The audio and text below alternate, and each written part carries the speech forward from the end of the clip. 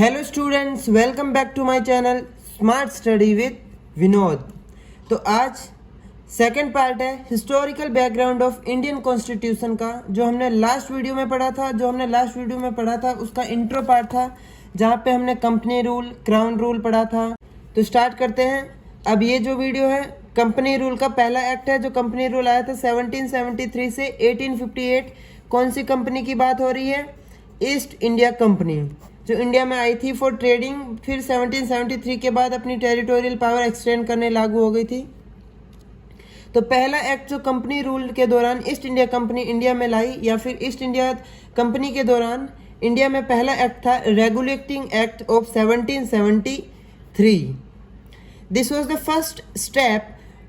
ये first step था British government के द्वारा इंडिया में ईस्ट इंडिया कंपनी को कंट्रोल और रेगुलेट करने के लिए। इसका मतलब क्या हुआ? ईस्ट इंडिया कंपनी अपनी जो भी पावर थी, अपना जो भी रूल था, वो इंडिया में चला रही थी। अब ऐसा नहीं कि ब्रिटिशर्स, जो भी ब्रिटिश पार्लियामेंट है, ब्रिटिश गवर्नमेंट है, वो इसको पूरी छूट दे दे। तो ये फर्स्ट स्टेप था जो ईस्ट इंडिया कंपनी के जो रूल्स एंड रेगुलेशंस है, या फिर जो भी उसका काम इंडिया में चल रहा है, उसको कंट्रोल और रेगुलेट करने के लिए पहला स्टेप है ब्रिटिशर्स के द्वारा इंडिया में ईस्ट इंडिया कंपनी के ऊपर। ईस्ट इंडिया कंपनी अब तक ट्रेडिंग का काम कर रही थी, उसके बाद टेरिटोरियल पावर लेने के बाद अपना जो भी इंडिया में रूल करना चालू हो गई थी। अब तक बस एक ही गवर्निंग बॉडी थी ईस्ट इंडिया कंपनी की। अब धीरे धीरे ईस्ट इंडिया कंपनी ब्रॉड होती जा रही है, तो इसको आसान करने के लिए इसमें पॉलिटिकल और एडमिनिस्ट्रेटिव फंक्शंस, इस ईस्ट इंडिया कंपनी के जो भी पॉलिटिकल एंड एडमिनिस्ट्रेटिव फंक्शंस थे, इनको अलग अलग कर दिया कि जो भी पॉलिटिकल बॉडी होगी वो अलग काम करेगी, और जो भी एडमिनिस्ट्रेटिव फंक्शंस होंगे वो अलग काम करेगी। तो पॉलिटिकल एंड एडमिनिस्ट्रेटिव फंक्शंस को अलग कर दिया गया इस एक्ट के बाद। This was the foundation of central administration in India. इसका मतलब क्या हुआ? ये पहला एक्ट था और ये फाउंडेशन एक्ट था जो इंडिया में सेंट्रल एडमिनिस्ट्रेटिव लेके आएगा। ये की फीचर्स थे किसके? Regulating act of 1773। अब 1773 रेगुलेटिंग एक्ट के मेन फीचर्स क्या क्या है, कि इस एक्ट में मेनली क्या काम हुआ था। तो जो governor general of Bengal, it means कि 1773 से पहले ईस्ट इंडिया कंपनी की जो भी गवर्निंग बॉडी थी, उसका हेड कौन था? Governor of Bengal. अब उसका नाम चेंज करके डेजिग्नेशन में क्या हो गया? Governor general of Bengal. Governor of Bengal से गवर्नर जनरल ऑफ बंगाल, ये पहला काम हुआ। फिर उसके बाद एक एग्जीक्यूटिव्स ऑफ 4 मेंबर्स, मतलब एक अलग से कमेटी बनाई गई 4 मेंबर्स की, जो किसको असिस्ट करेगी? जो गवर्नर जनरल ऑफ बंगाल है, इसको असिस्ट करेगी 4 मेंबर्स की न्यू कमेटी। अब ये जो था, इसका नाम क्या हो गया? Governor general of Bengal. तो ये क्वेश्चन आ सकता है कि who was the first governor general of Bengal? So we can say lord Warren Hasting. क्या नाम था? Lord Warren Hasting was the first governor general of Bengal. अब सेकंड, इसका मेन फीचर क्या है? अब इससे पहले क्या था? जैसे बंगाल रीजन था, बंगाल वाला रीजन था, मद्रास प्रोविंस था, बॉम्बे प्रोविंस था, ये सब अपने अलग अलग थे, इंडिविजुअल थे। इसका गवर्नर जनरल अलग, मतलब गवर्नर अलग था, इसका गवर्नर अलग था, इसका गवर्नर अलग था, ये अलग प्रोविंस था, ये अलग प्रोविंस था, और ये बंगाल भी अपना अलग प्रोविंस था। इसके जो भी एडमिनिस्ट्रेटिव फंक्शंस होते थे वो इससे अलग थे, और इसके फंक्शंस इनसे अलग थे। मतलब ये एक दूसरे से कुछ भी कनेक्ट नहीं थे। ये तीनों एक इंडिविजुअल इंडिपेंडेंट बॉडीज थी, इंडिपेंडेंट प्रोविंसेस थे। पर ऐसा इसके बाद नहीं हुआ। रेगुलेटिंग एक्ट ऑफ 1773 के बाद क्या हुआ? जो भी governors of Bombay and governors of Madras, मतलब जो भी governor of Bombay and governor of Madras था, वो इसके अंडर में आ गया। अब जो भी गवर्नर ऑफ बॉम्बे होगा वो इसको रिपोर्ट करेगा, जो गवर्नर जनरल ऑफ बंगाल होगा, और जो भी गवर्नर ऑफ मद्रास होगा वो गवर्नर जनरल ऑफ बंगाल को रिपोर्ट करेगा। मतलब कि ये 2 प्रोविंस इस प्रोविंस के अंडर में आ गए हैं आफ्टर द एक्ट ऑफ 1773। और इसका मेन फीचर क्या है? इस एक्ट में सुप्रीम कोर्ट, ऐसी मीन्स सुप्रीम कोर्ट की स्टैब्लिशमेंट होती है, establishment of supreme court at Calcutta in 1774। अब जो आज का मॉडर्न इन द सेंस की जो दिल्ली में सुप्रीम कोर्ट है, हम उसकी बात नहीं करें। उस टाइम का जो सुप्रीम कोर्ट था, कलकत्ता में एस्टैब्लिशमेंट हुआ था 1774 में। उसमें 1 चीफ जस्टिस प्लस 3 अदर जजेस का अपॉइंटमेंट हुआ था।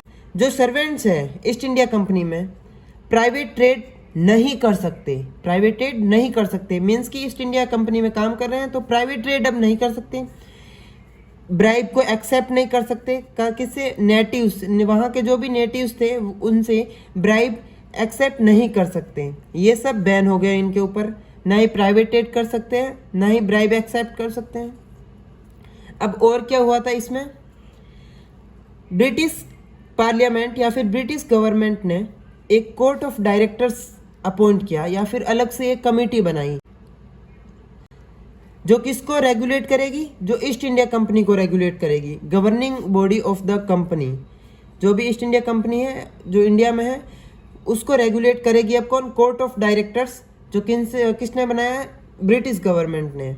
इस एक्ट में कोर्ट ऑफ डायरेक्टर्स का अपॉइंटमेंट होता है जो गवर्निंग बॉडी होगी कंपनी की, और ये रिपोर्ट करेगी, किसको रिपोर्ट करेगी, किसके ऊपर, जो भी रेवेन्यू का काम हो रहा है इंडिया में, ईस्ट इंडिया कंपनी में रेवेन्यू का काम हो गया, जो भी सिविल सोसाइटी सिविल लॉज बन रहे हैं उनका काम हो गया, जो भी मिलिट्री अफेयर्स हो रहे हैं वो सब काम हो रहे हैं, revenues, civil and military affairs, इन सब की रिपोर्ट कोर्ट ऑफ डायरेक्टर्स करेगा ब्रिटिश गवर्नमेंट को, और ये रेगुलेटिंग बॉडी होगी ईस्ट इंडिया कंपनी के ऊपर।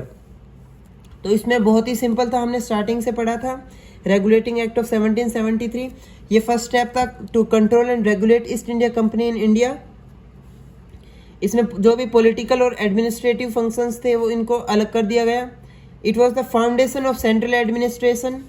इसके मेन फीचर्स हमने 5 फीचर्स पढ़े थे। जो गवर्नर जनरल ऑफ बंगाल था, जो गवर्नर ऑफ बंगाल था वो गवर्नर जनरल ऑफ बंगाल हो गया।